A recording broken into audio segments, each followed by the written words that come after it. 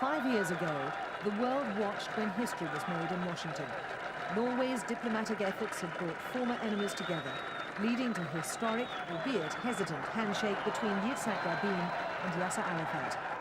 After all the suffering on both sides, the so-called Oslo Accord brought the possibility of peace in the Middle East.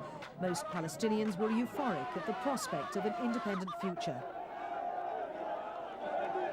Most Israelis celebrated the hope that the agreement marked an end to the decades of violence and bloodshed. Another treaty followed between Rabin and Jordan's King Hussein.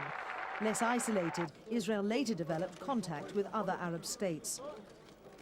But much has happened in the intervening years, not least the election of Israeli Prime Minister Binyamin Netanyahu, the man blamed by many for the stalling of the Oslo peace process. In 1993, under a very different Israeli administration, Yuri Dromi headed the government press office. Today, he remains as enthusiastic as ever about the late Yitzhak Rabin's policies. We have tried every other way. We have fought each other. We harassed each other, we ruled each other, we tried everything. Oslo gave both people the chance for the first time to try something else, something new, and this is peace. Ahead of self-rule in Gaza and limited autonomy on the West Bank, signs of struggle were swept away. The ground was prepared for Palestinian leaders to return from exile. It seemed a people so long denied a homeland at last had the right to nationhood. 5 years on, the atmosphere in Gaza seems generally more relaxed, freed from the cycle of confrontation, curfew, closure and detention. But the sense of frustration about the pace of change runs deep. To some Palestinians, it's all been merely cosmetic. Beautiful Gaza is a very trivial aspect.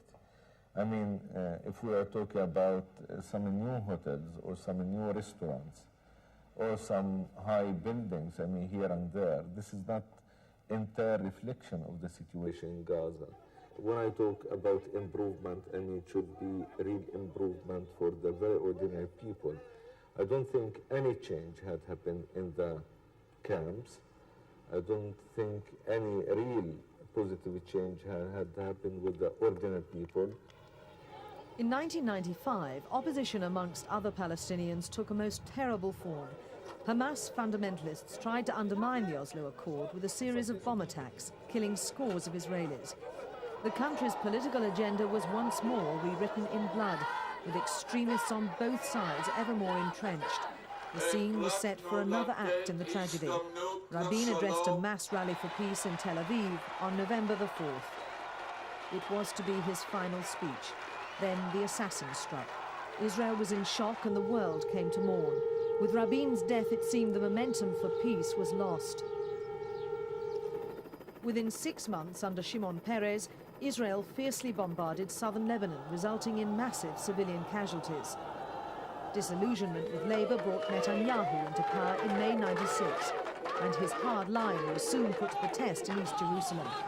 Clashes between Palestinian and Israeli forces led to numerous deaths and forced him to meet Arafat, but the resultant deal was short-lived. Israel started building on disputed land near Jerusalem, and Palestinian extremists responded with a new round of terror and carnage. Negotiations have been deadlocked ever since. For the moment, bloodshed, mistrust, pain and tension hold sway, hampering all moves towards reconciliation. It seems the Oslo Accord itself is a casualty. Some believe hope of peace is a thing of the past.